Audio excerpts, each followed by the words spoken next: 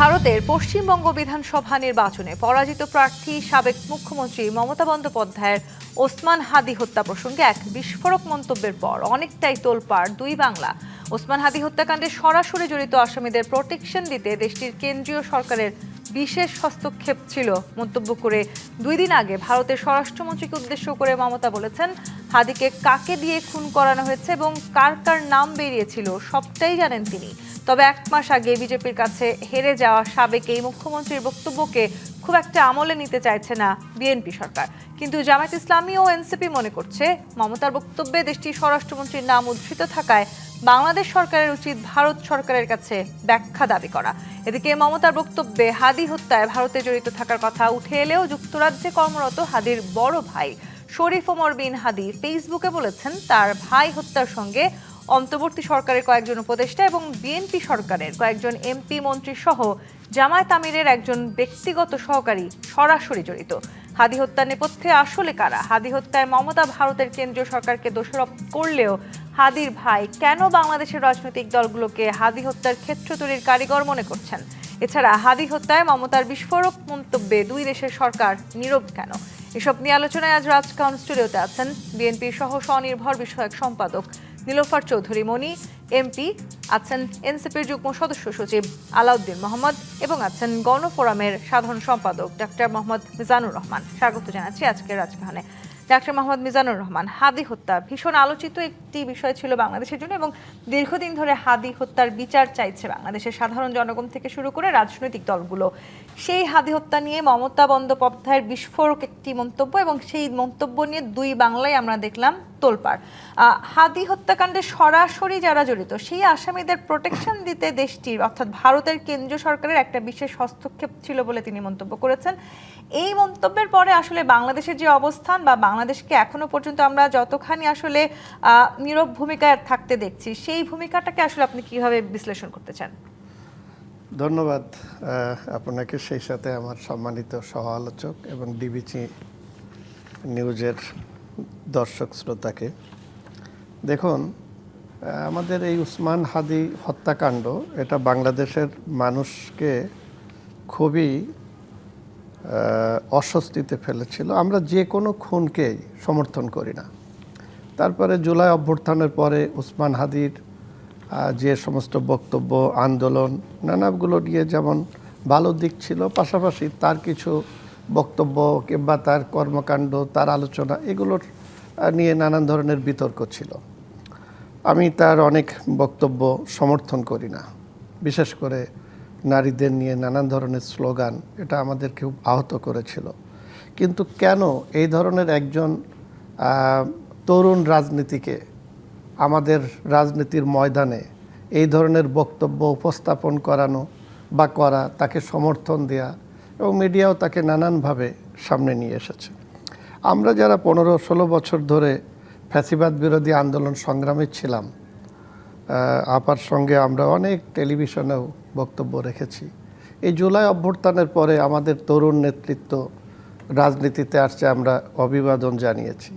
কিন্তু এই যে খুনের রাজনীতি এবং বেপরোয়াভাবে, এবং সেটা অন্তর্বর্তীকালীন সরকারের সময় নানাভাবে হয়েছে, মব হয়েছে, কিন্তু ওসমান হাদিকে যেভাবে প্রকাশ্য দিবালোকে হত্যা করা হলো এবং হত্যাকারীরা পালিয়ে তারা ভারতে গেল এবং সেখানে তারা গ্রেপ্তার হলো, এইটা আমাদের কাছে ব্যথিত করেছে। এবং সেই সাথে সাথে ভারতের বিরুদ্ধে সে একটা উস্কানিমূলক কিছু বক্তব্য রেখেছিল এবং এতে করে ভারতে তার খুনিদেরকে পালিয়ে যাওয়া এবং তাদেরকে সেখানে গ্রেপ্তার করা এবং বাংলাদেশে তাকে ফেরত দেওয়া, নানা বিষয় নিয়ে কিন্তু ভারতের সাথে আমাদের মনোমালিন্য বা মত পার্থক্য রয়েছে। এবং জানেন যে আমাদের ফ্যাসিবাদ বিরোধী আন্দোলনের ফলে আমাদের তৎকালীন প্রধানমন্ত্রী ভারতে আশ্রিত হয়েছে এবং আওয়ামী লীগের অনেক নেতাকর্মীরা তারা বিনা পাসপোর্টে কিংবা বিনা ভিসায় ভারতে অবস্থান করছে। ভারত তাদেরকে মোটামুটিভাবে অবস্থানের সব ধরনের সুযোগ সুবিধা করে দিয়েছে। সেই জায়গায় একজনকে খুন করে দিনের বেলা সে পালিয়ে চলে গেল, তাকে গ্রেপ্তার করা হলো, এগুলো আমাদের মিডিয়া আসলো। এরপরে আমরা মোটামুটি দেখলাম যে আমাদের অন্তর্বর্তীকালীন সরকার এবং ভারত সরকার এটা নিয়ে নীরব। আজকে মমতা ব্যানার্জি যে বক্তব্যটা মিডিয়ার সামনে দিয়েছে, উনি পরাজিত হওয়ার পরে এই কথাটা বলছেন। একজন রাজনীতিবিদ হিসাবে তার উচিত ছিল সেই সময় এই কথাটা প্রকাশ্যে বলা। কারণ দেখেন, তিনি একটা কথা বলেছেন যে আমি মানে সবটাই আপনি কি জানি। তাহলে এটি মনে করছেন যে মমতা বন্দ্যোপাধ্যায় নিজে আসলে বিজেপির কাছে হেরে গেছেন, বিধায় এখন তিনি এই হ্যাঁ, বক্তব্য উনি রাখছেন? যে কথাটা বলছে, আমি সংক্ষেপে একটা কথা বলি। উনি বলছেন আমি সবটাই জানি, কাকে দিয়ে খুন করিয়েছেন, এই যে একটা কথা। দ্বিতীয়ত উনি বলেছেন যে পশ্চিমবঙ্গের পুলিশ যখন এই হাদি হত্যার যারা আসামি, যদিও উনি নাম বলে নাই, কিন্তু বলেছে যাদেরকে গ্রেপ্তার করা হয়েছে, এবং এই কথাটা যাতে বাইরে না যায় সেই জন্যে কেন্দ্রীয় স্বরাষ্ট্রমন্ত্রী তাকে অনুরোধ করেছেন। এই যে কথাটা বলা, এবং কেন্দ্রীয় স্বরাষ্ট্রমন্ত্রী এখন পর্যন্ত এটা নিয়ে খুব বড় ধরনের কোনো মন্তব্য কিংবা প্রতিবাদ করেছেন বলে আমরা জানি না। মমতা বন্দ্যোপাধ্যায়ের এই বক্তব্য যখন টক অফ দ্য কান্ট্রি, সেই সময় আসলে আমরা দুটো রাষ্ট্রকেই দেখছি যথেষ্ট নীরবতা তারা রেখেছেন, এবং দুটো রাষ্ট্রই কিন্তু বন্ধুত্বপূর্ণ যে সম্পর্ক সেই জায়গাটিতে যথেষ্ট কূটনৈতিকভাবে আলোচনাটিকে এগিয়ে নিয়ে যাওয়ার চেষ্টা করছেন। আলাউদ্দিন মোহাম্মদ, এই জায়গাটিতে আপনার কাছে আসি। দিল্লি না ঢাকা, এই যে একটা স্লোগান ছিল 24-এর গণঅভ্যুত্থানের সময়, সেই সময়টা থেকে ভারত এবং ঢাকাকে আসলে মুখোমুখি দাঁড় করানোর এক ধরনের প্রচেষ্টা কি আসলে হচ্ছিল কিনা, এবং এখন এই হাদি হত্যার যে বিষয়টি আবারও সামনে আসলো সেটি নিয়ে নতুন করে আবার উত্তাপ ছড়িয়েছে, এই উত্তাপটা আবারও আসলে এই যে দূরত্বটা সেটাকে খানিকটা বাড়িয়ে দিতে পারে বলে কি মনে করেন? আপনাকে ধন্যবাদ। আমার সহালোচকবৃন্দ এবং যারা দেখছেন সবাইকে শুভেচ্ছা জানাচ্ছি। প্রথমত, আপনি দিল্লি না ঢাকা এই স্লোগানটি নিয়ে আমরা অনেকেই দেখি যে ভারতে আপনার ভিসার জন্য অ্যাপ্লাই করেছে, তখন বলছে তোমরা না দিল্লি না ঢাকা স্লোগান দাও, দিল্লি যাবে কেন অথবা ভারত যাবে কেন? মূল ব্যাপারটা হলো যে এটা কিন্তু নতুন স্লোগান না। আমরা যখন পাকিস্তানে ছিলাম তখন কিন্তু এই দেশের মানুষ স্লোগান দিত যে পিন্ডি না ঢাকা। হ্যাঁ, তখন কিন্তু করাচি না ঢাকা স্লোগান ছিল। মূল বিষয়টা হলো যে ঢাকাকে এই অঞ্চলের মানুষের আপনার রাষ্ট্র ভাবনার প্রাণকেন্দ্র করা, ঢাকাকে প্রকৃত অর্থে ক্যাপিটাল করার যে একটা দাবি, সেই দাবিটা আপনার অনেক দিন থেকে ছিল।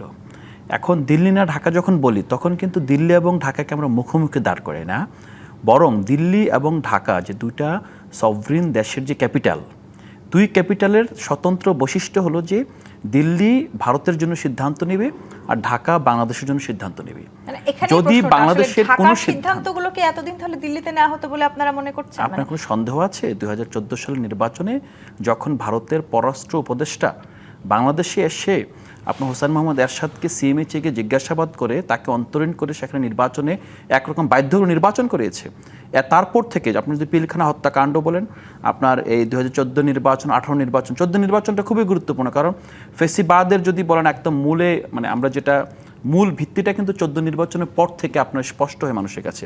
এবং 14 নির্বাচনটা ছিল এমন একটা নির্বাচন যে নির্বাচনটা ভারত ছাড়া বিশ্বের কোনো রাষ্ট্র আপনার সেটা স্বীকৃতি দেয় নাই। বাট সে এবং শেখ হাসিনাও কিন্তু তখন বলেছিল এটা একটা নিয়ম রক্ষার গণতান্ত্রিক সাংবিধানিক ধারাবাহিকতা নির্বাচন, সুযোগ হলে 1996 নির্বাচনের মতো তারা আবারও নির্বাচন দিতে পারে। কিন্তু সেই নির্বাচনটা কারা জাস্টিফাই করেছে? তারপর তো যদি বলেন যে আদানির মতো একটা কোম্পানির সাথে বাংলাদেশের চুক্তি হয়েছে, বাংলাদেশের অভ্যন্তরে আদানির বিরুদ্ধে কথা বলার মতো একটা মানুষ ছিল না, কিন্তু ভারতের পার্লামেন্টে ঠিকই ভারতের বিরোধী দল সেই বিষয়টাকে আলোচনা নিয়ে এসেছে, ভারতের পার্লামেন্টে আদানির এই চুক্তির বিরুদ্ধে ডিবেট হয়েছে। এখন এই জায়গায় আমরা যেটা বলি, ধরেন ঢাকার সিদ্ধান্ত ঢাকাকে স্বাধীনভাবে নিতে হবে। এখন ঢাকা তারেক রহমানের নেতৃত্বে থাকবে, অধ্যাপক ইউনূসের নেতৃত্বে থাকবে, শেখ হাসিনার নেতৃত্বে থাকবে, নাহিদ ইসলামের নেতৃত্বে থাকবে, এটা বড় কথা নয়। বিষয়টা হলো যে এই দেশের জনগণ তার সিদ্ধান্ত নিজেরাই নিবে এবং সেখানে দিল্লির কোনো আধিপত্য থাকবে না। এখন এইটা কখনো দিল্লি বিরোধী অথবা আমরা যেটা ভারত বিরোধী না, আমরা সুস্পষ্টভাবে বলি ভারতের আধিপত্যবাদ বিরোধী, আধিপত্য বিরোধী। আপনি যদি যে হাদি হত্যার বিষয়টা ইতিমধ্যে একটা ভূমিকা আসছে বাইরের কাছ থেকে, আমি শুধু একটা পয়েন্ট বলি যে যখন বাংলাদেশের আসামি ভারতে প্রবেশ করে, আপনি একটা বিষয় জিজ্ঞেস করেন, ভারতের যেই পোর্ট দিয়ে প্রবেশ করে এটা কোনো বৈধভাবে প্রবেশ করেছে? করে নাই। আমরা যেখানে প্রতিদিন প্রতি সপ্তাহে কোনো না কোনোভাবে দেখে সীমান্ত অতিক্রম করার কারণে, সীমান্তের কাছাকাছি যাওয়ার কারণে আপনার বিএসএফ গুলি করে বাংলাদেশের নাগরিকদের মারে, সেখানে বাংলাদেশ থেকে একটা খুনি এখান থেকে খুন করে কিভাবে ভারতে প্রবেশ করতে পারে? তো সেই জায়গাগুলো নিয়ে আমাদের প্রশ্ন তুলতে হবে। বিষয়টা আসলে আমরা বাংলাদেশিরা যারা বাংলাদেশে বসবাস করে দেশের স্বাধীন দেশের নাগরিক, তাদের সবার একটা জায়গায় কিন্তু আকাঙ্ক্ষা আছেই যে এই দেশের স্বাধীনতা রক্ষা করা আমাদের সম্মিলিত আপনার এটা অধিকার এবং সম্মিলিত দায়িত্ব। এখানে কোনো একটা রাজনৈতিক দল, বিশেষ করে আওয়ামী লীগ যেভাবে আপনার ভারতের আষ্টে পৃষ্ঠে এবং ভারতের আশ্রয়ে প্রশ্রয়ে এদেশের মানুষের উপর চেপে বসেছিল, এবং যখন চূড়ান্তভাবে মানুষ রুখে দাঁড়িয়েছে, এদেশের মালিকানা দাবি করেছে রাস্তায় গিয়ে, তারা কিন্তু ভারতে আশ্রয় নিয়েছে। এই প্রেক্ষাপটে আপনি কি আবারও মানে এটা প্রমাণিত হয় না যে যে এই সিদ্ধান্ত অথবা হাসিনাকে কারা আপনার এখানে পাপেটের মতো বসে সেটি রেখেছিল? তো আমরা অনেকটাই বুঝতে পারছি, কিন্তু এখন সেটা যখন তো আসলে প্রাসঙ্গিক। হাদির বিষয়টি আবার উঠে আসলো, এখন আপনি যেটি বলছেন যে সিদ্ধান্তগুলো এখনো কি তাহলে ঢাকার সিদ্ধান্ত দিল্লিতে বসে নেওয়া হচ্ছে, মানে না, না, তারেক না। রহমানের সরকারের সিদ্ধান্তগুলোও কি তাহলে দিল্লিতে বসে নেওয়া হচ্ছে? তারেক রহমানের সরকার তো এই জায়গাটিতে বেশ বন্ধুত্বপূর্ণ সরকারের একটা আলোচনা চলছে, এবং তারা নানান সময় বলছে তারা কূটনৈতিক ভাষায় এই ইস্যুটি নিয়ে কথা বলার চেষ্টা করছে। না না, আমরা তো এখানে তারেক রহমান সরকারের ইস্যু তো এখানে আসে নাই। ইস্যুটা আসছে ভারতের আভ্যন্তরীণ রাজনীতিতে তাদের মধ্যকার যে আপনার বিভাজনের মাধ্যমে তাদের একজন আপনার হাটে হাড়ি ভেঙে দিয়েছে। এটা তো আসলে তারেক রহমানের সরকার কিংবা আমাদের দেশের ইস্যু না। ধরেন ইস্যুটা হলো যে এখানে আওয়ামী লীগের ভূমিকা কী ছিল, এবং ভারত সরকার আসলে আওয়ামী লীগের সাথে মিলে ওসমান হাদি হত্যাকারীর যে খুনি, আপনি ধরেন প্রমাণিত আদালতে হোক না, সেটা ডিফারেন্ট ইস্যু। ধরেন তাদেরকে এই ইস্যুটা যে ভারতের রাজনীতিতে একটা ফ্যাক্টর হয়ে দাঁড়িয়েছে, এটা হলো আমাদের জন্য এখন ইন্টারেস্টিং বিষয়। এবং এই সময় আমাদেরকে বুঝতে হবে যে ভারতের রাজনীতির মধ্যেও ফ্যাক্টর হয়ে উঠতে পারে বাংলাদেশের ঘটনা। এই ঘটনা যদি বাংলাদেশের প্রতিষ্ঠানগুলোকে সমুন্নত করা না যায়, সামনে আসছে এখানে আরেকটা নতুন সমীকরণও সামনে এসছে। খোদ হাদির যিনি ভাই, তিনি কিন্তু বলেছেন যে এই হত্যার সাথে এক অন্তর্বর্তী সরকারের কয়েকজন উপদেষ্টা, বিএনপি সরকারের কয়েকজন এমপি মন্ত্রী সহ জামায়াতের আমিরের একজন ব্যক্তিগত সহকারী সরাসরি জড়িত। হতে পারে। এখন আমরা তো বিচার চাই, কে জড়িত না, এটা তো আমার কাছে ইস্যু না। আমার কাছে ইস্যু হলো যে এখানে একজন স্বাধীন মানুষ এদেশের স্বাধীনতা সার্বভৌমত্বের পক্ষে কথা বলেছে, নতুন রাজনৈতিক সংস্কৃতি নির্মাণের জন্য কোনো দল অথবা কোনো প্ল্যাটফর্ম ছাড়া একাই দাঁড়িয়ে গিয়েছিল। সেই মানুষটাকে হত্যা করা হয়েছে, এবং আমার নিরাপত্তার জন্য, আপনার নিরাপত্তার জন্য, এদেশের সাধারণ মানুষ থেকে শুরু করে রাজনীতিবিদদের নিরাপত্তার জন্য এই হত্যাকাণ্ডের সুষ্ঠু বিচার জরুরি। কারা এখানে আপনার জড়িত ছিল আমরা তো জানতে চাই। সেই জানার জায়গাটিতে আসলে দুই রকমের সমীকরণ সামনে উঠে আসলো। নীলুফার চৌধুরী মনি, যেই সময় মমতা ভারতের কেন্দ্রীয় সরকারকে দোষারোপ করলেন, ঠিক একই সময় আমরা দেখলাম হাদির ভাই তিনি বাংলাদেশের রাজনৈতিক দলগুলোকে, সেখানে খুব স্পষ্ট করে তিনি বিএনপির কথা বলেছেন, জামায়াতের আমিরের ব্যক্তিগত সহকারীর কথা বলেছেন। এই যে হত্যার ক্ষেত্র তৈরি করার কারিগর, দুই দিকে দুইভাবে মনে করা হচ্ছে, সেটি কেন? ধন্যবাদ আপনাকে, যারা শুনছেন আমার শুভেচ্ছা, আমার সহ আলোচক বৃন্দকে শুভেচ্ছা। দেখেন, আমার খুব দুঃখ লাগলো যে একটা ছেলেকে, একটা উদীয়মান ছেলে, হাদি রাজনীতি করলে ভালো করতে পারতো, কিছু তার বক্তব্যের কিছু অংশ ছাড়া তার মধ্যে দেশপ্রেম ছিল। এই যে আপনি যে কথাটা বললেন, দুই দেশ, তার পরিবার এবং অন্য দেশ, এখন দেশ থেকে এখন আরেক দেশে চলে গেছে এই হত্যাকাণ্ডের মোটিভগুলা, তো সেইখানে এতগুলো মানুষকে সন্দেহ করা মানে কিন্তু হত্যাকাণ্ডের মোটিভের উপর আঘাত হানে। আপনি বলেন এর আগে হাদি যখন মারা গেলেন, খুন হলেন, তখন একটা শ্রেণী আপনার বিএনপিকে দোষারোপ করলেন, একটা শ্রেণী জামাতকে দোষারোপ করলেন, একটা শ্রেণী জামাত এবং এনসিপিকে দোষারোপ করলেন যে ওরাই এটা করেছে ফয়দা নেওয়ার জন্য। আবার অনেকেই বলেছেন বিএনপি নির্বাচন করবে, নির্বাচনের জন্য মির্জা আব্বাস থেকে শুরু করে এরা করেছে। আবার একটা শ্রেণী বলেছে তখন তারাও, হাদি যাদের ঘর থেকে মারা গিয়েছে, ইনকিলাব মঞ্চ থেকে শুরু করে এই জামাত, এনসিপি বা বিএনপি, তারাও বলেছে অনেকেই, কেউ যে সরকারের সাথে জড়িত আছে। বুঝেন যে জিনিসটা কিন্তু ঘূর্ণায়মান হচ্ছে, এখান থেকে ওখানে, ওখান থেকে ওখানে। এতগুলো লোক তো আসলে মারতে পারে না একটা মানুষকে। এখন এটা দেশ থেকে দেশের বাইরে গিয়ে রূপ নিয়েছে। তারপরে হাদির ভাই, এতদিন পরে আবার হাদির ভাই যে কথাটা বলছেন, সেটা যখন ভারতের একটা অঙ্গরাজ্য যখন বললেন, তখন আবার সেই কথাটা বলছেন। এগুলো কিন্তু যে কোনো মামলার মেরিটের উপর আঘাত হানে, আমার কাছে তাই মনে হয়। আমি আসলে উঠছে বা এটা নিয়ে সমালোচনা হচ্ছে যে তিনি আসলে এতদিন পরে কেন বললেন যে বিএনপি সরকারের, আমি এটা আসছি, আমি বলছি এটা মেরিটের উপর আঘাত হানে। পাশাপাশি এই কথাটা বলতে চাই যে মমতা ব্যানার্জি এই ঘটনাটা আজকে বললেন কেন, ফেল করে চরম পর্যায়ে নিচে নেমে যাওয়ার পরে বললেন কেন? এই কথাটা কেন হাদি মারা যাওয়ার বা হাদি গুলি খাওয়ার সাথে সাথে উনি বললেন না ওনার যদি এত বিবেকের তাড়না থাকতো, আজকে যখন ওনার সব শেষ তখন উনি বলা মানে কিন্তু এই কথাটাকে অতটা গ্রহণযোগ্যতা পায় না তার কথাটা। তো রাষ্ট্র টু রাষ্ট্র যখন কাজ করবে, আজকে আপনি দেখেন মমতা তো আশ্রয় দিয়েছে ওই ছেলেটাকে, আসামিকে আশ্রয় দিয়েছে। যখন আপনি দেখেন বাংলাদেশের গোয়েন্দা সংস্থার প্রতি আমার অনেক সম্মানবোধ, তারা চাইলে অনেক কিছু বের করতে পারে, কিন্তু তারা কখনো কখনো কেন করে না আমি জানি না। হাদির খুনি মানে এই কথিত না, সত্যিকার অর্থে আমরা ছবিতে যা দেখেছি, হাদির এই খুনি যখন যায় ময়মনসিংহের উপর দিয়ে কোথা দিয়ে যাচ্ছে, আমরা কিন্তু বিদেশি বাংলাদেশের একজন সাংবাদিকের মাধ্যমে আমরা এই কথাগুলো কিন্তু সোশ্যাল মিডিয়ায় ঘুরপাক খাচ্ছিল যে হাদির খুনি এখন এই জায়গায় আছে, হাদির খুনি এখন ওই জায়গায় আছে। না বাংলাদেশের গোয়েন্দা সংস্থার এটাতে টনক নড়েছিল, না যে দেশে ঢুকলো তাদের কোনো টনক নড়েছিল মমতা ব্যানার্জির। তো তারা কিন্তু চাইলে ধরে দিতে পারতো, পুশ করতে পারতো, পুশব্যাক করতে পারতো, তারা করে নাই। তো আজকে যখন এই অবস্থা যখন চরম পর্যায়ের দেশ টু দেশ, হঠাৎ করে হাদির ভাই এই ধরনের কথা বলল। তো হাদির ভাই যখন সুযোগটা নিল, আমার কথাটা শুনেন, যখন সুযোগটা নিল আমার বলতে খারাপ লাগে, আমি বলবো আবার হয়তো কালকে আমার নিয়ে আবার বুলিং হবে, বাট তারপরেও আমার বলতে খারাপ লাগে যে ভাইকে শো করে তাদের ইনকাম করা, ভাইকে শো করে নিজের ফয়দা ফিকির করা, সে যদি জয়েন না করতো চাকরিতে তাহলে আমি মনে করতাম ভাইয়ের জন্য অনেক দরদ, অনেক সব কিছু ঠিক আছে। সে কিন্তু সুবিধা কিন্তু ওই সরকারের কাছ থেকেই নিয়েছে। তখন কিন্তু একবারও বলে নাই যে আমার ভাইয়ের রক্ত যাদের হাতে লেগে আছে তাদের দেওয়া সুবিধা আমি নিব না, তখন কিন্তু এই কথাটা বলে নাই।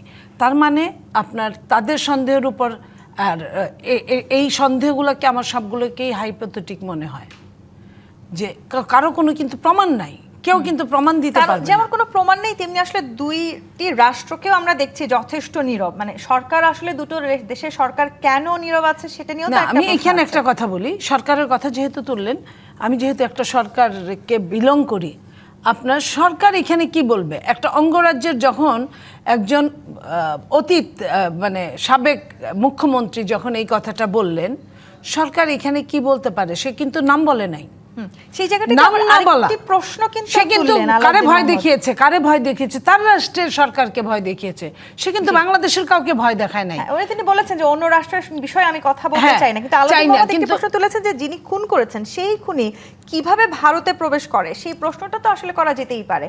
এই প্রশ্নটা আমিও বললাম, আমি নিজেও তো বলছি যে এই যে 6-7 ঘন্টার ব্যাপার, ও তো 2 মিনিটে যায় না। এই আলোচনাতে আমি ফিরতে চাই। জি ইস্পাত নিবেদিত রাজকাহন থেকে বিরতি নিয়ে ফিরছি, সাথেই থাকুন। আর একবার আমন্ত্রণ জি ইস্পাত নিবেদিত রাজকাহনে। আলাউদ্দিন মোহাম্মদ, আপনি একটি প্রশ্ন করছিলেন যে সেই সময় আসলে হাদির খুনি কি করে ভারতে প্রবেশ করলেন, সেটি যেমন একটি প্রশ্ন, ঠিক একই সময়ে আওয়ামী লীগের এক নেতাকে বিমানবন্দরে পৌঁছে দিতে 3 কোটি টাকা দাবি করেছিলেন হান্নান মাসুদ, সেটি আসলে বিএনপির এক নেতা বলেছেন। তার মানে এই যে খুনি কিংবা আসলে যাদেরকে পালিয়ে যেতে কারা সহায়তা করছেন, এই যে নানান রকমের বক্তব্য আছে, সেটা নিয়ে আপনাদের কি বলার আছে? প্রথমত দুইটা তো ভিন্ন বিষয়। হ্যাঁ, ভিন্ন বিষয়, কিন্তু একটা হলো পার হয়ে যেতে আসলে সাহায্যটা কিভাবে করা হয়, সেখানেই আমার মূল প্রশ্নটা। না, প্রথমত যেই অভিযোগটা আসছে আপনার এমপি হান্নান মাসুদের বিরুদ্ধে, তো এই অভিযোগটা পরে আমরা যেই কল রেকর্ড দেখেছি, তিনি আবার ওই ভদ্রলোককে কল দিয়েছেন, তিনি ক্ষমাও চেয়েছেন এবং তিনি বলছেন যে রাজনীতিতে এসব হয়। মানে আসলে রাজনীতিতে ব্লেম গেম কিংবা একে অপরকে সামহাও ছোট করে এগুলো হয়, এই জিনিসগুলো আসলে আমরা প্রত্যাশা করি না। প্রথমত হান্নান মাসুদ যদি সত্যিকার অর্থে কারো কাছ থেকে টাকা চেয়ে থাকেন অথবা টাকা নিয়ে থাকেন, তাহলে এটা আপনার তথ্য প্রমাণ সহকারে এটা বিচার আছে, এখানে আপনি যথাযথ কর্তৃপক্ষের কাছে দাখিল করুক, প্রমাণ থাকলে আমাদেরকেও প্রমাণ দেয়। ধরেন এখন আপনি হুট করে সেটা বললেন, ধরেন আমি আপনার কাছে টাকা চাইছি অথবা ও আরেকজনের কাছে টাকা চাইছি। আর একটা বিষয় হলো যে বুঝতে হবে যে 5 আগস্টের পরের যেই বাংলাদেশ, একদম অব্যবহিত পরে আওয়ামী লীগের নেতাকর্মীরা, ইভেন আপনি একজন সাবেক আওয়ামী লীগের নেতা, তার কথা জেনেছিলেন, যিনি বর্ডার পার হতে গিয়ে ইন্ডিয়ান সাইড থেকে গুলি করে তাকে মেরেছে। বলা হচ্ছিল ওনার কাছে অনেক টাকা পয়সা ছিল। তো বিষয়টা হলো যে ওই সময়টা কিন্তু আপনার আওয়ামী লীগের নেতাকর্মীরা, ইভেন অনেকেই আছে যারা জেনুইন, আপনার অত কালো টাকাও তাদের কাছে ছিল না, কিন্তু ভয়ে কিন্তু তারা তাদের সর্বস্ব নিয়ে পালিয়ে যাওয়ার উপক্রম হয়েছিলেন। সেই সময়ে তারা ছাত্র সমন্বয়ক, বিএনপির নেতৃস্থানীয় ব্যক্তিবর্গ, জামাতের ব্যক্তিবর্গ, যারা এই ইন্টারিম গভর্নমেন্টের সাথে কাছাকাছি আছে কিংবা এই অভ্যুত্থানের বিজয়ী শক্তি, তাদের কাছে ধর্ণা দিয়েছিলেন। এবং এটাকে যদি আপনি একটা স্বাভাবিক প্রসেস হিসেবে দেখেন যে একটা শক্তি, তারা তাদের নেত্রী পালিয়ে গিয়েছে, তাদের 300 আপনার এমপি পালিয়ে গিয়েছে এবং আপনার বিশাল সাম্রাজ্য অরক্ষিত রেখে আপনার নেতারা সবাই পালিয়ে গিয়েছে। এই সময় তারা যে কোনোভাবে এখান থেকে পালিয়ে যাওয়ার একটা মৎসবে নেমেছিল। সেই সময় তারা খড়কুটো সামনে যাকে প্রয়োজন মনে করে তাকেই টাকার লোভ দিয়েছে, যে বাড়ি লিখে দিবে, জমি লিখে দিবে, আমি জানি না, ওইরকম যা কিছু আছে। তো সেই পরিস্থিতিতে আসলে কারা আপনার সহযোগিতা করেছিল, টাকার বিনিময়ে টাকা চেয়েছিল কিনা, যদি মনে হয় যে সেখানে কোনো আপনার অন্যায় ঘটে থাকে, অবশ্যই আমি অন্যায়ের পক্ষে না, কিন্তু শুধুমাত্র আপনার একজন ব্যক্তিকে আপনার আইডেন্টিফাই করে যে না সে টাকা চেয়েছিল, পরে এটা হয় নাই, এবং তাদের মধ্যে আবার দেখা যায় ভাই বেরাদর সম্পর্ক, আমার মনে হয় এগুলো জাতীয় রাজনীতির আলোচনার এখন বিষয় না। আমরা এখন হাদির ইস্যুর সাথে যেটা আপনি মিলালেন, ধরুন হাদির ইস্যুটা হলো টোটালি আপনার যেন এখানে ইন্ডিয়ান এস্টাবলিশমেন্ট বাংলাদেশের এই খুনিকে আশ্রয় দিয়েছে, এবং সেখানকার যে বিচার বিভাগ, সেখানকার যে আপনার এসটিএফ যারা তাকে প্রথম গ্রেপ্তার করেছিল বলে সাবেক মুখ্যমন্ত্রী দাবি করেছেন, গ্রেপ্তার করেছিল, এবং ইন্ডিয়ান আপনার স্বরাষ্ট্র মন্ত্রণালয়ের কেন্দ্র সরকারের হস্তক্ষেপে তাকে এখান থেকে বের করা হয়। এটা কিন্তু একটা ন্যাশনাল সিকিউরিটি ইস্যু বাংলাদেশের। যেমন আপনি যদি হানান মাসুদের ঘটনা অথবা এই ধরনের যে ইন্টারনাল ইস্যু, এটার সাথে কিন্তু আপনার ক্রস বর্ডার যে ক্রাইম সেটা সম্পৃক্ত না। তো আমার মনে হয় আমাদেরকে একসাথে মিলাতে চেষ্টা করি, মিলানো না, আমাদেরকে প্রায়োরিটিটা বুঝতে হবে। আসলে প্রায়োরিটি জায়গাটিতে আমি বুঝতে পেরেছি, কিন্তু হান্নান মাসুদের ইস্যুটা আমি এই জন্য বললাম যে আপনারা যখন বলছেন যে কিভাবে আসলে প্রবেশ করছেন ভারতে, তার মানে নিঃসন্দেহে এই জায়গাটি থেকে আমাদের এপার থেকে কেউ না কেউ তো সহায়তা করছে। না, এটা আসলে দেখেন, এখানে আমি যদি বিশ্লেষকের মতো দেখি, যে এনসিপি নেতা হিসেবে না, হান্নান মাসুদ তারপর অন্যান্য অভ্যুত্থানের নেতারা বিমানবন্দরে গিয়ে ক্রস করে দেওয়া, ওই সময় আওয়ামী লীগের নেতারা ছিল জনরোষের মুখোমুখি, তাদের পাইলে এরকম মেরে ফেলবে, ধরে ফেলবে, পুলিশকে তাকে আপনার গ্রেপ্তার করবে। ইভেন আপনি দেখেছেন না যে অনেকে আপনার তাদের গ্রেপ্তারকৃত ছবি পাবলিশ হয়েছে, কিছুদিন পরে দেখা গিয়েছে, যেমন হাসান মাহমুদের কথাই বলেন, হাসান মাহমুদ তো গ্রেপ্তার হয়েছিলেন। তো এরকম ঘটনা ওই সময়কার পুরো ব্যবস্থাটা আমাদের ইন্টারনাল আপনার রাজনীতির একটা অংশ, কিন্তু সেটার সাথে হাদির হত্যা এবং দুই পক্ষের মিলাইনি। আমি যেটি আসলে বলার চেষ্টা করছি বারবার, যে কি করে পার হয়ে গেলেন সেই সময়টাতে, এই অভিযোগটা এসেছে কেন, সেই অভিযোগের কথাটা তুললাম। নীলুফার চৌধুরী মনি, এই যে হাদি হত্যা নিয়ে আসলে দুটো রাষ্ট্রে এক ধরনের বড় রাজনীতি করার চেষ্টা করা হচ্ছে, এবং সেই রাজনীতিটার জায়গাটিতে আসলে কে মূল কারিগর সেটি খুঁজে বের করার জন্য আমরা দেখতে পাচ্ছি আসলে সবাই চেষ্টা করছে, কিন্তু একটা অদৃশ্য নীরবতা বইছে। এই নীরবতার মধ্য দিয়ে কি আসলে মূল কারিগরকে খুঁজে বের করা সম্ভব? আমার তো প্রথমেই আমি বললাম যে এই যে এত অপশনে যে চলে যাচ্ছে, এতে আসল সত্যিকার অর্থে বিচারটা কি সত্যিকার অর্থে হবে কিনা, এটা নিয়ে আমি সন্দেহ পোষণ করছি। যে কেউই বাদ নাই যে তাকে খুনি হিসেবে সন্দেহ করার, মানে কোনো গ্রুপ, কোনো দল, সরকার, তৎকালীন সরকার এবং বিদেশি এই জিনিসগুলো বাংলাদেশের গোয়েন্দা সংস্থা এখনও কিন্তু তারা মুখ খুলে নাই। তারা যদি এটা নিয়ে কাজ করত ওইভাবে, তাহলে আমরা মনে হয় যে অনেক কিছু জানতে পারতাম সত্যিকার অর্থে। এবং তৎকালীন স্বরাষ্ট্রমন্ত্রী উনিও কিন্তু এই সন্দেহের ঊর্ধ্বে না, তো তারাও কিন্তু মুখ খুলে নাই, তারা এই দেশেই আছে। তো তারা সেই সময়টার কথা, কেন আসামিকে যেতে দেওয়া হলো, তারা চাইলে আসামি যেতে পারতো না, এটা একদম দিনের মতো সত্যি, কিন্তু তারা সেই চেষ্টা করে নাই। কেন আসামিকে পালিয়ে যাওয়ার সুযোগ করে দিল, এটা কিন্তু একটা বড় ধরনের ব্যর্থতার জায়গা। সেই বড় ধরনের ব্যর্থতা নিয়ে যদি আমরা টান দিই, এখনও আমার সবচেয়ে দুঃখ লাগে কি, যারা হাদির বিচার চান, এনসিপি বলি, ইনকিলাব মঞ্চ বলি, তৎকালীন জামাতকে বলি, তারা কিন্তু কেউ ইন্টারিম সরকারের উপর কোনো দোষই তারা দেখে না চোখে। ইন্টারিম সরকারকে কোনো কিছুই তারা জবাবদিহিতার কথা বলে না। এই যে হামের টিকা নাই, তারা কিন্তু নিশ্চুপ, এইসব ব্যাপারে কথা বলে না। কেন তখন টিকা ইম্পোর্ট করা হলো না, সেটা নিয়ে কিন্তু কোনো কথা বলে না। এই যে আপনার হাদির এই আসামিটা এইভাবে চলে গেল, তারা কিন্তু একদিনও সরকারকে ওইভাবে ধরে নাই, জবাবদিহিতা চায় নাই, স্বরাষ্ট্রমন্ত্রীর পদত্যাগ ওইভাবে চায় নাই, যে তুমি হয় বিচার করো, না হয় তুমি এটার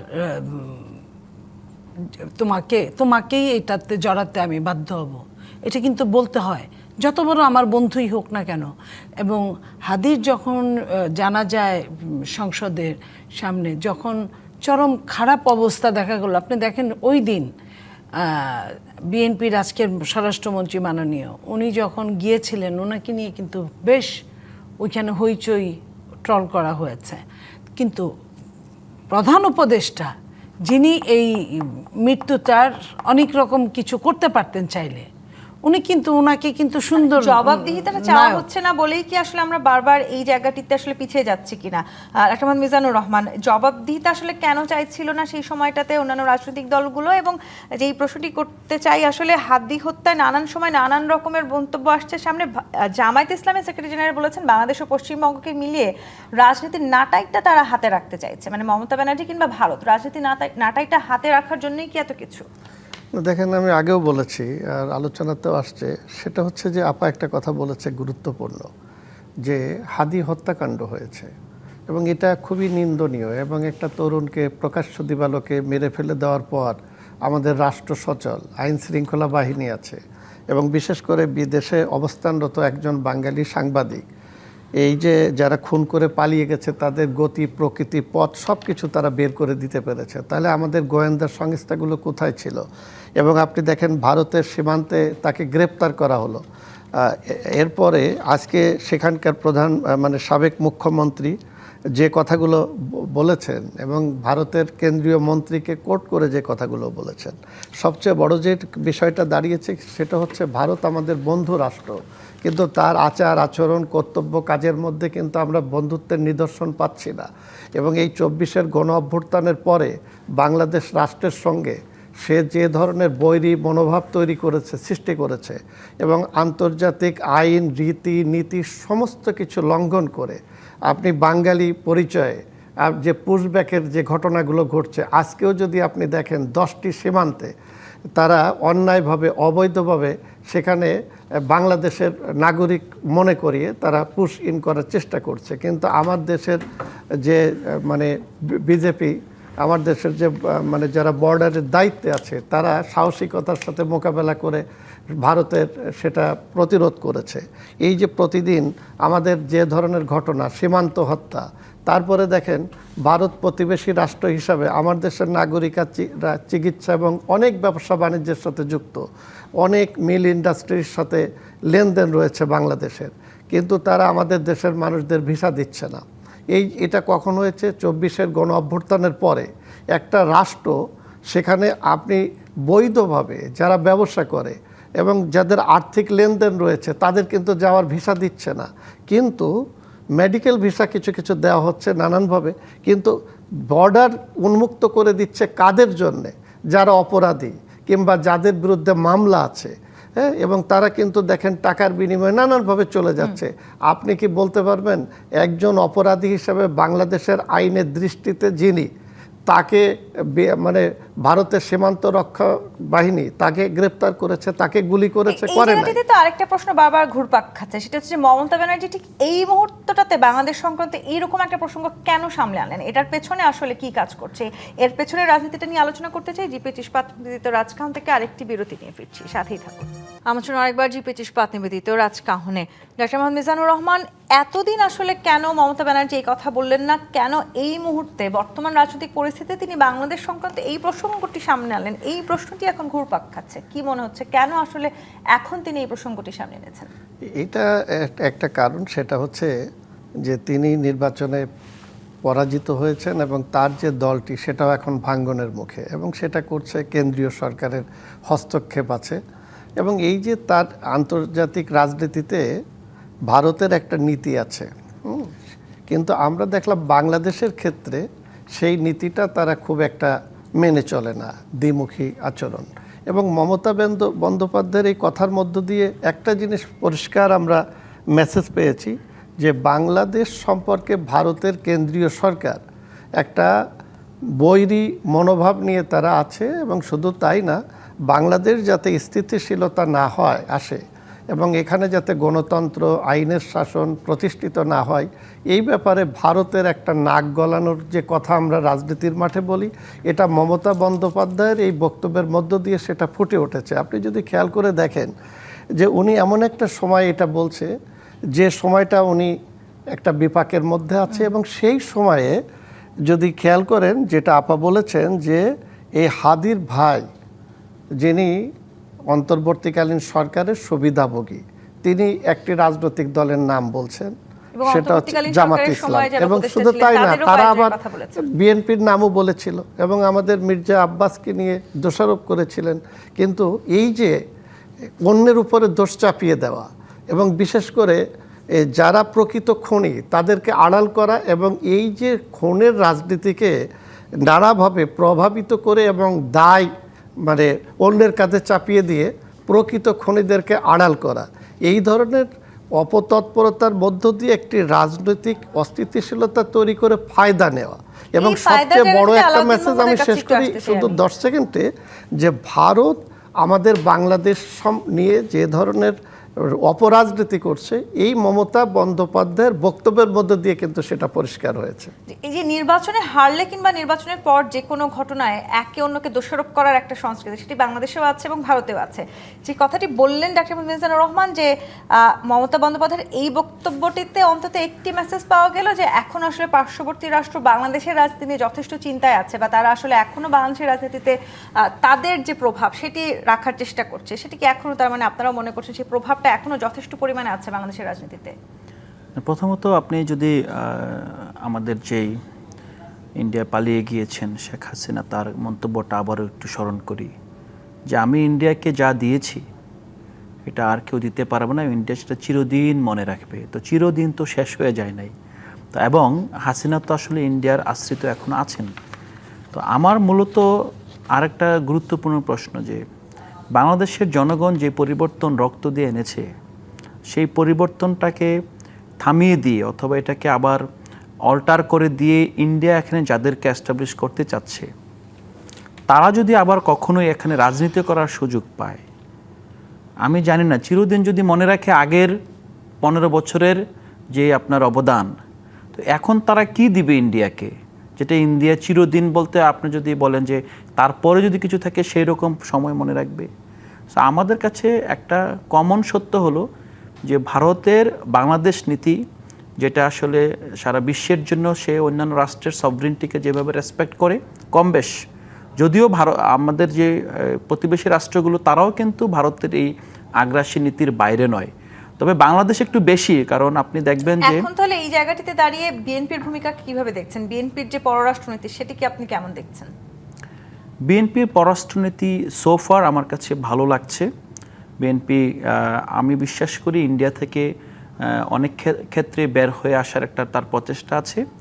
তবে এখানে একটা বিষয় বুঝতে হবে যে আপনার পররাষ্ট্রনীতির ক্ষেত্রে এবং দুই রাষ্ট্রের মধ্যকার সম্পর্কের ক্ষেত্রে অনেকগুলো চুক্তি, অনেকগুলো বোঝাপড়া, অনেকগুলো প্রাতিষ্ঠানিক আপনার লেনাদেনা এমন গভীরতম পর্যায়ে চলে গিয়েছিল বাংলাদেশের ক্ষেত্রে, এটা শুধুমাত্র বিএনপি এসে 3 মাস 6 মাস কিংবা 3 বছরও তার পক্ষে সম্ভব না বাংলাদেশকে ইন্ডিয়ার ভেতর থেকে বের করে নিয়ে আসা।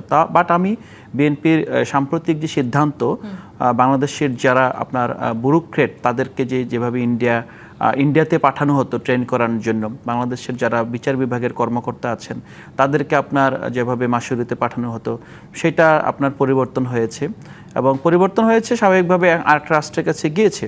তো এবং বাংলাদেশের পুরো যে আপনার যে আমাদের তথ্য ভাণ্ডার, সেটাতে ইন্ডিয়ার একটা বড় নিয়ন্ত্রণ ছিল। আপনি যদি দেখেন যে জয়ের যে দুর্নীতি, সেই দুর্নীতিতে বাংলাদেশের যে এনআইডি কার্ডের তথ্য, এনআইডি কার্ডের যে তথ্য, এটা কিন্তু ইন্ডিয়ার কাছে চলে গিয়েছে এবং ওরা বিক্রি করে দিয়েছে। এবং সেক্ষেত্রে এখন কিন্তু বাংলাদেশ পাকিস্তানের সাথে ইন্টেলিজেন্স শেয়ারিং চুক্তিতে আসছে, মানে এই জিনিসটা এই মুহূর্তে নিউট্রালাইজ করা এবং স্বাভাবিকভাবে ইন্ডিয়া থেকে ধীরে ধীরে বের করে নিয়ে আসা। সরকারের পররাষ্ট্রনীতিকে আপনি খুব একটা দুর্বল পর্যায়ে জায়গায় দেখছেন না? কি সময় আপনাদের যারা জোটসঙ্গী জামায়াত ইসলামী তারা বলছেন সরকারের পররাষ্ট্রনীতি খুবই দুর্বল এবং তারা এটি প্রতিবাদও জানিয়েছেন। আমি এখানে একটু অ্যাড করে দিই। আপনি আমাকে প্রশ্নটা করেছিলেন ভারতের ক্ষেত্রে, আমি মনে করি সোফার ভারতের ক্ষেত্রে যেটা দেখাচ্ছে, আমি এটাতে মনে করি যেটা ইতিবাচক। সেই একই জায়গায় ভারতের কথাই জামায়াত ইসলামী বলেছে, তারা এই সরকারের পররাষ্ট্রনীতিকে দুর্বল বলে মনে করছেন। নীলুফার চৌধুরী মনি, এটা জামাত বিরোধী দলের কথাই হচ্ছে বিরোধিতা করা। যদি জামাত এখানে থাকতো, জামাত যদি বিএনপির জায়গায় থাকতো, জামাত কী করতো এটাই কথা। এই যে সাপের মুখে না বাঘের মুখে, এই যে জিও পলিটিক্সের যে টানাপোড়েনটা, এবং এর আগে 15.5 বছর, তারপরে 1.5 বছর, তারপরে 2 বছর অনির্বাচিত সরকার, এতগুলো সময় পেরিয়ে একটা সরকার মানে প্রায় আরেকটা দেশের পেটের মধ্যে ঢুকে যাওয়া, সেখান থেকে বের করে আনাটা কিন্তু একটা রিস্কি, একটা চরম চ্যালেঞ্জ। এই চ্যালেঞ্জের মুখে যখন আমরা দাঁড়িয়ে আছি, এবং এই যে দেখেন দুই দেশের যে কথাটা, মমতা যেভাবে কথা বললো, বাংলাদেশের অন্য সরকার হলো কি বলতো আমি জানি না, বিএনপি এই মুহূর্তে যে ডিসিশনে আছেন, যে কথায়, আমি মনে করি যে বিএনপি একদম ঠিক জায়গায় আছেন। কারণ কিন্তু এই রাষ্ট্র নীরবতাটা কি ভাঙবে? বিএনপির স্বরাষ্ট্রমন্ত্রী কি বলেছে, রাষ্ট্র কথা বলবে রাষ্ট্রের সাথে। রাষ্ট্র তো কথা বলবে না আপনার রাজ্যের সাথে। রাজ্যের মুখ্যমন্ত্রী, সাবেক মুখ্যমন্ত্রী কথা বলেছে, সেটা নিয়ে হতে পারে বাংলাদেশ ছোট রাষ্ট্র, কিন্তু বাংলাদেশ তো রাষ্ট্র। বাংলাদেশ তো এটাকে গুরুত্ব দিয়ে কথা বলতে পারে না। তারপরেও সে আধা কথা বলেছে, সে কিন্তু যতটা না আমাদের জন্য সুযোগ আনার চেষ্টা করেছে, তার বেশি সে তার দেশের সরকারকে ভয় দেখানোর চেষ্টা করেছে।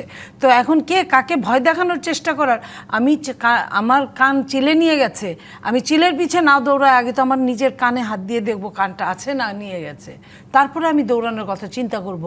বাংলাদেশ ঠিক সেই জায়গাটায় এই মুহূর্তে আছে যে কানটায় হাত দিয়ে সে দাঁড়িয়ে আছে, যে আমার কানটা আমার কাছেই আবার আছে। কোথাও না কোথাও গিয়ে ভারত তাদের প্রভাব আরো দীর্ঘদিন বাংলাদেশের রাজনীতিতে রাখতে চাইছে, এবং সে কারণে তারা এই নীরবতাটুকু পালন করছে বলেও কি মনে করেন? আপনি শোনেন, ভারত বাংলাদেশের চেয়ে এরকম 20টা 30টা 40টা বাংলাদেশ ভারতের মধ্যে। তো সেইখানে বাংলাদেশ যে তার নিজের ডিগনিটি বজায় রেখে যে কথা বলতে পারছে, কথা বলতে চাচ্ছে, এটাও তো অনেক বড় কিছু। আমার 3 দিকে কিন্তু ভারত, আপনাকে বুঝতে হবে, আমার দেশের জনগণকে বুঝতে হবে। আমি আমার বক্তব্য রাখতেই পারি। আমি এই জন্যই তো রাখছি। আমি বলছি কি, রাষ্ট্র কি বলেছে, রাষ্ট্র কথা বলবে রাষ্ট্রের সাথে, রাষ্ট্র তো কোনো অঙ্গরাজ্যের সাথে কথা বলবে আলাউদ্দিন না। মোহাম্মদ, আপনার কি মনে হচ্ছে বিএনপি ঠিক ঠিক রাস্তায় এগোচ্ছে এই ইস্যুতে?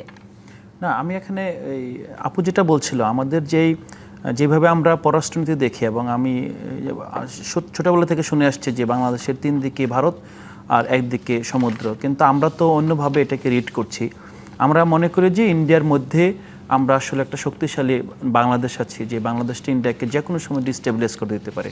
হ্যাঁ, এখন আমাদের এটা কিন্তু থ্রেট না, এটা হলো যে জিওপলিটিক্যাল বাস্তবতা। এই বাস্তবতায় বাংলাদেশ হিসাবে, এবং আমি মনিয়াপ্পাকে বলবো একজন রাজনীতিবিদ হিসাবে, বাংলাদেশের স্ট্রেংথটাকে গুরুত্ব দিয়ে বাংলাদেশের নেগোসিয়েশনের জায়গাটা তৈরি করা। আমি অবশ্যই দিচ্ছি, আমরা অবশ্যই দিচ্ছি আমাদের স্ট্রেংথ আমাদের কাছে, কিন্তু বাস্তবতা আমাকে মানতে হবে যে পৃথিবীতে একমাত্র মা বাবা এবং প্রতিবেশী, এই দুটো চেঞ্জ করা যায় না, সব চেঞ্জ করা যায়। আমি চাইলেই প্রতিবেশী চেঞ্জ করতে পারবো না, তো আমি প্রতিবেশীর সঙ্গে গায়ে পড়ে কেন ঝগড়া করব? আমি আমার কৌশলের সাথে থাকবো, আমার কৌশলের সাথে আমি থাকবো। একটু অ্যাড করি যে আমরা পররাষ্ট্রনীতিতে, আন্তর্জাতিক সম্পর্কে তো এটা বলি যে প্রতিবেশী চেঞ্জ করা যায় না, বাট প্রতিবেশীর আচরণ চেঞ্জ করা যায়, এবং এই আচরণটা আপনি চেঞ্জ করবেন আপনার বিএনপির যে যতবার আসছে আচরণ, সেটা সেই চেঞ্জ আচরণের করেছে, স্টেক দিয়ে যায়, সেটা বিএনপি ওই জায়গাটায় সব সময় ছিল।